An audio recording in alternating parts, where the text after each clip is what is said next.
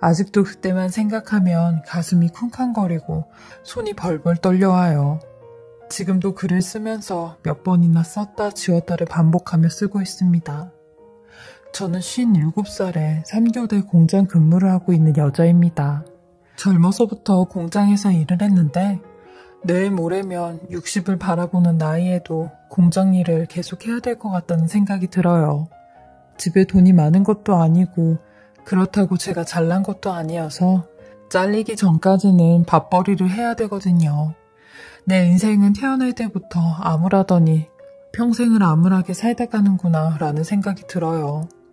경북 구미가 제 고향인데 9살 때 아버지가 계시는 이천으로 올라와 엄마랑 살았어요. 아버지는 맨날 돈 벌러 가신다는 명목으로 집에도 잘 안 계셨는데 그때부터 계속 어렵게 살았어요. 초등학교를 다니면서 공부는 곧잘 따라서 했는데 동생이 태어나면서 집안 형편이 더 안 좋아졌고 저는 간신히 초등학교 졸업을 하고 바로 돈을 벌기 시작했어요. 동생을 등에 맨 엄마를 따라 나무를 하러 다녔고 남의 집 밭일을 해서 돈을 벌었죠. 근데 이 돈벌이로는 돈이 안 돼 제가 식모살이를 했어요. 그 동네에서 젤로다 부잣집인 곳이었죠. 엄마는 저를 앉혀두고 머리를 양갈래로 묶어주시며 선주야 욕 봐라 라고 하시는데 워낙 딱딱하신 경상도 분의 엄마였는데 그 한마디에 모든 게 다 내포가 되어 있는 것 같았어요. 그렇게 저는 부잣집 식모로 들어갔고 저랑 동갑내기 주인 딸 시중을 들게 되었어요. 저는 그 애를 볼 때마다 걔를 참 부러워했어요. 쟤는 나랑 동갑인데 대체 무슨 복이 저렇게 많을까 싶기도 했고 나는 그렇게 가고 싶은 학교도 못 가는데 쟤는 돈 걱정 하나 없이 지가 하고 싶은 건 다 하는구나 생각했어요. 저는 그 주인집 딸 몰래 교과서를 들춰보기도 했고 뭘 배우나 뒤적거리기도 했어요. 그리고 한 번은 그 애의 교복을 몰래 입어봤는데 주인집 아저씨한테 딱 들키면서 그날 정말 호되게 혼이 났어요. 주인집 딸은 성질을 내며 이 그지 같은 게 감히 내 옷을 입어? 너 여기에 이라도 붙었으면 어쩔 거야? 어쩔 거냐고. 네가 교복 새로 사낼 거야? 너 돈이 그렇게 많니? 많냐고 하며 제 얼굴에 그 교복을 사정없이 던져대는데 결국 주인집 아줌마한테 끌려가 갖은 모욕을 당하고 일주일 동안 저녁을 먹지 못했어요. 그게 그 애의 새 교복값이라고 했죠. 어린 마음에 교복이 얼마나 입고 싶었으면 그랬을까라는 생각은 전혀 해주지 않는 사람들이었어요. 있는 사람들이 더하다고 참 매정했죠. 제가 그 나이가 되어보니 알겠더라고요. 제가 이런 대우를 받아도 괜찮냐며 위로를 해주는 사람이 단 한 명도 없었는데 어느 날 그 부잣집에 소장농의 아들이 주인 아저씨에게 농작물을 갖다 주러 왔다가 혼나고 있는 제 모습을 보곤 괜찮냐고 위로를 해주더라고요. 처음 보는 사람이었는데 새카맣게 탄 그 얼굴이 얼마나 정감이 가던지 그 후부터는 오며 가며 눈인사를 하게 되었어요. 그러면서 가끔씩 담벼락 밑으로 저를 불러 찐감자를 꺼내주며 배고플 때 먹으라고 챙겨주곤 했죠. 저보다 2살이 많은 오빠였지만 한참 어른 같은 사람이었습니다. 저는 그 오빠에게 제 마음을 뺏겼고 좋아하게 됐어요. 근데 이 사실을 저희 주인집 딸이 알게 되었고 걔도 그 오빠를 좋아했는지 저를 대놓고 괴롭히기 시작했어요. 한 번은 제가 또 그 오빠한테 먹을 걸 가져오니 제 옷까지 죄다 뜯어가며 먹을 걸 빼앗더라고요. 그러면서 쓰레기통에 갖다 버리는데 이런 괴롭힘이 하루에도 몇 번씩 계속됐어요. 그 집에서 일하는 것보다 걔한테 당하는 괴롭힘이 더 지옥 같았죠. 한 4년을 그렇게 당하다 보니 제 명에 제가 못 살겠다 싶어 그 오빠한테 나요, 이 집에서 나가려고요. 이렇게 사람 대우 못 받으면서 사느니 도시 가서 공장에 취직하는 게 더 나을 것 같아요. 하며 그 집 담벼락을 발로 툭툭 찼어요. 그러니 그 오빠가 제 손을 탁 잡으며 같이 도망을 가자고 하는 겁니다. 자기도 시골 생활 청산하고 도시 가서 돈 좀 만져보겠다면서요. 그 짧은 순간 저는 일생일대에 기로에 놓여져 있는 것처럼 아랫배가 근질거리고 어쩔 줄 모르는 눈으로 그 오빠를 쳐다봤어요. 저는 시간을 좀 달라고 했지만 그 오빠는 지금이 아니면 떠나지 못한다면서 내일 밤에 마을이 끝나는 길에서 기다리고 있겠다며 꼭 나오라고 하는데 그때는 겁도 없었나 봐요. 저 오빠가 무슨 짓을 할지도 모르는데 19살이면 충분히 어른이라 생각을 했는지 무작정 그 오빠와 같이 야반 도주를 하게 되었어요. 그 오빠는 집에다 도시로 일을 하러 간다고 얘기는 하고 왔다는데 저는 엄마에게도 말을 하지 못한 채 그냥 도망을 친 거였어요. 나중에 들은 얘긴데 엄마가 그 주인집한테 받은 돈을 거의 다 토해냈다는 얘기를 들었어요. 이 오빠 부모님은 아직 고향에 계셨기에 간간히 동네 소식을 듣긴 했죠. 저는 엄마한테 해서는 안 될 짓을 했지만 언젠간 돈을 많이 벌어 엄마를 꼭 찾아가겠다는 마음은 여전했어요. 그렇게 저는 이 오빠와 같이 도시로 올라왔고 단칸방을 얻어 같이 살게 되었어요. 오빠는 네가 20살이 되면 정식으로 부부가 되자고 했는데 뭐라 말할 것도 없이 당연히 부부가 되는 거라 생각을 했어요. 만약 제가 제대로 된 가정의 사람이었으면 결혼식도 올렸을 것이고 연애도 좀 했을 텐데 저나 남편은 그럴 상황이 아니었죠. 일단은 먹고 사는 게 우선이었으니 돈부터 벌어야겠다고 생각을 했어요. 저랑 남편은 같은 제조업 공장에 취직을 하게 되었고 남편의 지지로 그토록 하고 싶었던 공부도 야간 학교를 다니며 할 수 있었어요. 낮에는 공장에서 일하고 밤에는 공부를 하던 그때가 제 20년 평생 가장 제일 행복했던 때였어요. 남편은 공장에서 받은 돈 절반은 고향집에 보내주었고 제가 번 돈을 아껴 생활비를 쓰고 월세를 내곤 했어요. 저희는 4년 동안 허리띠를 졸라매 돈을 꽤 모았고 제 나이 23살에 아이를 갖게 되었어요. 임신을 하니 공장에는 더 이상 나갈 수 없어 아이를 키우기로 했죠. 하지만 둘이 벌던 돈을 남편 혼자 벌게 되어 월급이 2분의 1로 줄면서 생활비도 2분의 1로 줄여야 했어요. 저희는 한겨울에도 양말을 3-4겹씩 겹쳐서 신으며 하루에 한 끼만 먹으며 살았어요. 아이까지 태어나니 이렇게라도 돈을 아껴야 했죠. 남편은 본인이 학벌이 짧다 보니 공장에서도 사원 이상으로는 진급을 못했고 말년 평사원으로 일을 해야 되는 상황이었어요. 남편은 나중에서야 중학교라도 졸업할 걸 이라는 소리를 했는데 지나간 건 후회하지 말고 하루하루 열심히 살아보자고 했어요. 하지만 저희가 열심히 산다고 형편이 나아지는 건 아니더라고요. 되려 더 악화되는 일이 하나 생겼어요. 저희 아들 일이었는데요. 아들은 신생아 때부터 산통이 자주 왔는데 한번 울기 시작하면 얼굴까지 새빨개질 정도로 자지러지게 울었어요. 친정엄마라도 있으면 이런 거 물어보면서 아이를 키웠을 텐데 제 주변에는 정말 아무도 없었기에 애를 어떻게 키우는지도 모른 채 그냥 키웠어요. 엄마나 아빠가 둘 다 아무것도 모르니까 애가 고생을 많이 했어요. 나중에 병원에 가보니 애기가 아파서 그렇게 울었던 거더라고요. 예방접종을 맞으러 갔다가 의사 선생님이 청진기로 애기 심장 소리를 들으시곤 이상한 소리가 난다며 엑스레이를 찍어봐야 될 것 같다고 하셨어요. 그 결과 애기 심장에 구멍이 났다는 겁니다. 원래 아기가 나오면서 심장구멍이 닫혀져 나와야 되는데 그게 안 닫힌 것 같다고 했어요. 그러면서 큰 병원에 가서 다시 진료를 보라고 하더라고요. 이 소식을 듣고 저는 돈부터 걱정이 됐어요. 만약에 수술을 한다면 수술비가 만만치 않을 것이고 약을 먹인다 해도 약값이 보통이 아닐 것 같았죠.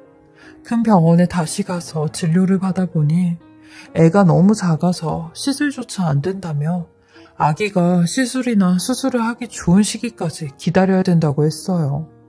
일단은 약을 처방해 줄 테니 약을 먹이라고 했죠. 왠지 아픈 아들을 보는데 혹시 내가 임신을 했을 때 뭘 잘못을 해서 이렇게 됐나 하는 생각에 죄책감까지 들었어요. 남편도 이 소식을 듣고는 일단 언제 할지 모르는 수술을 대비해 돈을 좀 모아놓자고 했어요. 그러면서 저한테도 아이는 시어머니한테 맡기고 같이 돈을 벌자고 했죠. 남편은 본인도 공장 일을 그만두고 지방으로 일을 갈 거라고 했어요. 아는 형님이 시급이 센 곳을 소개해 주었다면 그곳 공사 현장에서 중장비 다루는 일도 배우고 나중에는 운전까지 할 거라는데 이런 얘기를 해줘도 저는 무슨 말인지 몰랐어요. 그냥 공장에서 일하는 것보단 시급이 더 세다는 것만 알고 있었죠. 남편은 내 걱정은 하지 말고 엄마랑 잘 지내고 있어. 당신이 생활비 버느랴 좀 힘들 테지만 내가 1년 바짝 일해서 돈 벌어올게. 우리 아들 수술비는 걱정 마. 라고 하는데 가장이라고 가장 노릇을 하러 간다는 남편을 보낼 수밖에 없었고 저도 남편의 말대로 출산하고 바로 2달 만에 일을 하게 되었어요. 공장에 다시 취직을 하려고 했는데 제 취직이 어려워 할 줄 아는 거라곤 가정부 일뿐이니 그 일을 다시 해야 했어요. 8년 만에 제자리로 돌아간 듯한 기분이 들었죠. 남의 집에서 일하는 게 싫어 도망을 쳤는데 그런 저에게 벌을 내리는 것 같았죠. 저는 몸조리라는 것도 없이 바로 일을 해서 그런가 걸레를 빨거나 설거지를 하거나 물이 피부에 닿을 때마다 손가락 마디마디가 시려웠어요. 그래서 한여름에 따뜻한 물을 썼다가 집주인한테 엄청 혼이 났죠. 옛날 성격 같았으면 인권이니 뭐니 하며 따뜻한 물도 못 쓰냐고 대들었겠지만 생계가 달린 문제니 잘릴까봐 죄송하다며 따뜻한 물 안 쓰겠다고 했어요. 그리고 밤에는 저희 아들을 돌봐주신 시어머니 시중을 들었는데 남편이 없으니 시어머니 시중 드는 것도 만만치 않더라고요. 24시간 중에 딱 5시간 빼고는 하루 종일 일을 했어요. 울고 보채는 아이를 들쳐업고 새벽에도 몇 번씩 졸면서 동네 골목을 왔다 갔다 했어요. 그렇게 아들 돌이 될 때까지 남편을 기다렸죠. 남편이 아들 돌 때 돌아온다고 했거든요. 근데 돌아오겠다던 남편은 1년이 지나도 2년이 지나도 돌아오지 않았고 저는 그런 남편의 소식을 잘 알고 있는 사람들을 찾아 백방으로 알아보고 다녔는데 다들 하는 말이 잘 모른다는 말이었어요. 어떤 사람은 제게 돌아오지 않는 데는 이유가 있지. 여자가 생겼거나 이미 딴 살림을 차렸거나 둘 중 하나지. 라는 말까지 들었어요. 그 말을 들으니 정말 남편이 다른 사람이 생겼나? 라는 의심까지 들었죠. 그러던 중 남편에게 지방 일을 소개시켜준 사람을 만나게 되었고 그 사람으로부터 충격적인 이야기를 하나 듣게 되었어요. 남편이 연일 쏟아지는 폭우에도 뚝방 보수공사 현장에 나갔다가 빗물이 점점 거세지면서 타고 있던 고무보트가 전복이 되었대요. 근데 같이 타고 있던 2명은 살아서 발견이 되었는데 저희 남편만 실종이 되었다는 겁니다. 그 소식에 정말 하늘이 무너지는 줄 알았어요. 시어머니는 그럴 리가 없다고, 내 아들이 그럴 리가 없다고 그저 기다려보자는 말뿐이었는데 그렇게 기다려보자는 세월이 벌써 30년이나 흘렀어요. 저도 남편이 살아 돌아올 거라는 생각으로 하루하루 피가 마르게 살며 남편을 실종신고까지 해놨어요. 그런데도 30년 동안 아무런 연락이 없더라고요. 그러니 결국 시어머니가 먼저 그러시더라고요. 불쌍한 우리 아들 혼이라도 달래주자고 장례라도 치르자고요. 그렇게 저는 제 손으로 남편 사망신고를 하였어요. 법원에 실종선고 청구를 하고 판결이 나와 실종선고 신고서를 제출했죠. 남편을 제 손으로 이 세상 사람이 아니라고 증명하는 것 같아 얼마나 힘들고 죄스러운지 몰랐어요. 그렇게 남편 없는 남편의 장례식까지 다 치르고 시어머니가 다니시는 절에 남편의 영혼을 안치시켰어요. 제 사정을 모르는 주변 사람들은 다들 그래요. 늙으면 뭐 있냐고, 그냥 남은 세월 왼수 같은 남편이랑 같이 노년이나 보낸다고. 근데 저는 그럴 남편이 없었죠. 정말 어렵게 아들을 키우며 한 세월을 눈물로 보냈다고 해도 과언이 아니에요. 그러던 어느 날 경찰서에서 한 통의 전화를 받게 되었어요. 가뜩이나 경찰서에서 온 전화라 가슴이 벌렁거렸는데 경찰관의 말을 듣고는 가슴이 무너져 내리는 줄 알았습니다. 바로 장례까지 치렀던 남편이 살아있다는 말이었어요. 저는 너무 충격을 받아 말이 안 나왔죠. 그러니 직접 남편의 얼굴을 보고 들을 말씀이 있다고 하는데 저는 당장 그곳으로 가겠다고 했고 벌벌 떨리는 가슴을 부여잡고 아들과 함께 대구에 있는 남편에게 갔습니다. 그렇게 경찰서에 도착해 남편이 있는 곳으로 가게 되었고 저는 멀리서 앉아있는 남편의 얼굴을 보자마자 또 한 번 주저앉았어요. 허름한 옷차림의 노숙자의 모습이었는데 수염은 있는 대로 길러져 있고 머리는 하얗게 샜어도 남편임을 알 수 있었죠. 저희 아들은 자기 아빠의 얼굴을 모르니 당연히 어리둥절해하고 있었는데 이상하게 저와 눈이 정면으로 마주친 저희 남편도 절 보며 어리둥절해하고 있는 겁니다. 마치 처음 본다는 듯한 눈빛으로요. 저는 그런 남편에게 다가가 한빛이 아빠 라며 울부짖었어요. 그러니 남편이 절 보고 처음 하는 말이 아줌마가 내 마누라예요? 라고 하는 겁니다. 절 보며 아줌마라고 하는데 저는 못 알아봐도 그렇지만 아들 이름까지 모르는 듯 했죠. 그러니 옆에 있던 경찰관이 제 신분증을 확인하고 남편에게 선생님 아내분이 맞으시다고 하는 겁니다.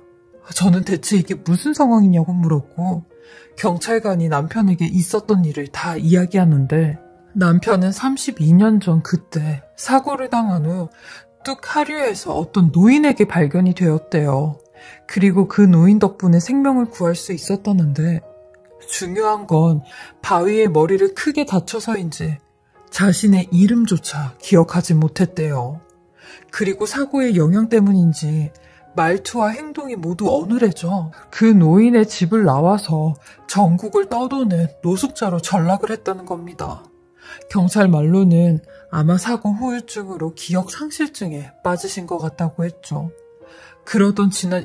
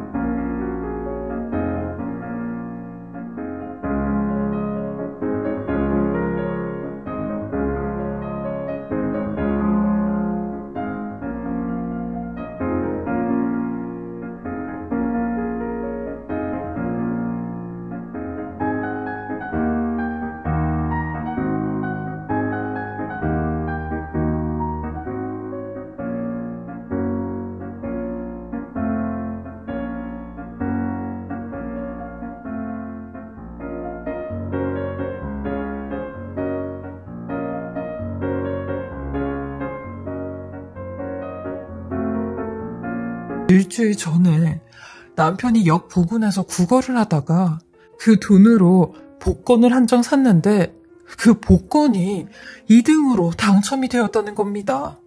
근데 이 돈을 수령받으려면 은행에 가야 했고 은행에 가려면 자기 이름과 생년월일 그리고 집 주소라도 알아야 할 텐데 그걸 모르니 경찰서를 찾아와 본인을 좀 찾아달라고 했다네요. 그렇게 남편의 지문조회 등을 이용한 2달간의 추적 끝에 저와 가족관계 증명이 확인이 된 후 연락을 하였다는데 이런 기적이 다 있나 싶었어요. 저는 남편의 얼굴을 빤히 쳐다보며 나 기억 못하겠냐고 하는데 여전히 제 얼굴은 기억하지 못했어요.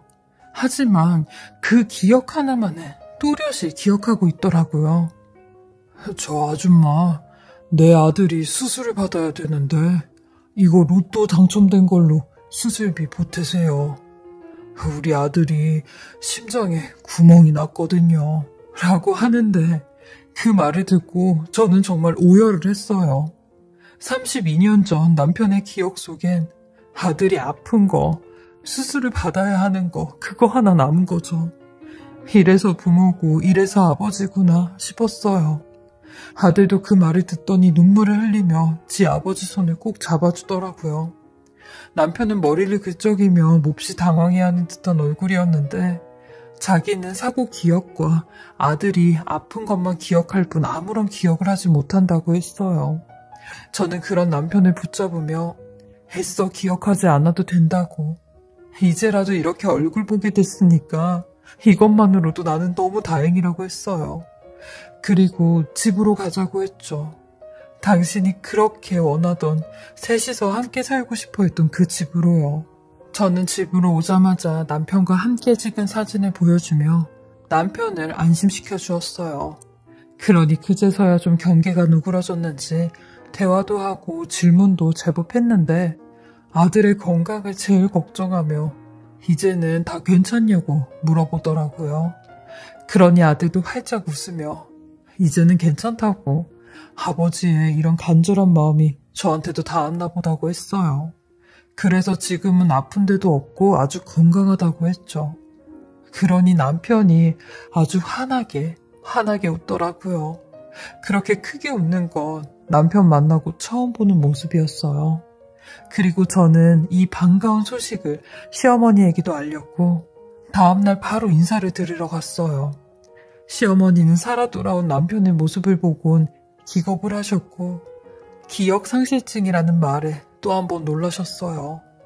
하지만 이렇게 살아있다는 게 제일 감사한 일이라고 남편을 붙잡고 고맙다고 하셨죠. 남편 시댁 식구들까지 전부 다 와서 옛날 얘기도 해주고 사진도 보여주고 하니 남편도 표정이 더 밝아지고 나란 사람도 가족이 있었구나 라는 생각에 행복하다고 하더라고요. 사람이 딴 사람이 되어서 왔지만 그 본성은 어디 가지 않는 것 같았어요. 여전히 저를 챙기고 아들을 챙기는 모습이 32년 전 그때의 모습과 똑같았죠. 남편은 제게 본인이 당첨된 로또 2등이 하늘에서 내려준 복과 같다고 했어요. 만약 이게 당첨이 안 됐다면 아마 나는 평생을 불황자로 죽은 사람으로 살았을 거 아니냐고 하더라고요. 그러니까 이 돈 당신이 값어치 있게 꼭 필요한 곳에 쓰라고 했어요. 그때 당첨 금액이 5천만 원 정도였는데 이 돈이 저희 가족에겐 정말 아주 큰 도움이 되었어요. 그 돈을 수령받아 제일 먼저 한 게 아들 대학 등록금 대출을 싹 다 갚은 거였거든요. 아들이 직장생활하면서 그 대출금 갚느랴 저금도 제대로 못했거든요. 남편도 이런 상황을 알고는 제게 정말 고생 많았어. 그리고 미안해 라고 하는데 그 말에 모든 서러움이 다 씻겨져 내리는 것 같았어요. 지금은 남편과 함께 산 지 2년이 흘렀는데요. 남편은 뭐라도 하겠다며 밖에서 폐지 줍는 일을 하고 있고 저는 여전히 공장에서 일을 하며 살고 있어요. 하지만 일하는 게 예전처럼 힘들지가 않더라고요. 남편도 찾았고 내년이면 아들 장가도 보내고 나중에는 할머니도 되겠죠. 이런 생각을 하면 힘이 불쑥불쑥 나서 하루하루를 즐겁게 보내려고 해요. 제 주변 사람들에게 이런 제 얘기를 해주면 다들 드라마 같은 인생이라고들 해요. 그래서 이런 곳에 사연을 보낼만 하지 않았나 싶어요. 저의 긴 이야기 들어주시고 읽어주셔서 감사하고요. 다들 요즘 같은 때 몸 조심하시고 건강 잘 챙기시길 바랄게요. 그리고 소중한 날들 사랑하는 가족들과 함께 항상 행복하게 보내셨으면 좋겠습니다.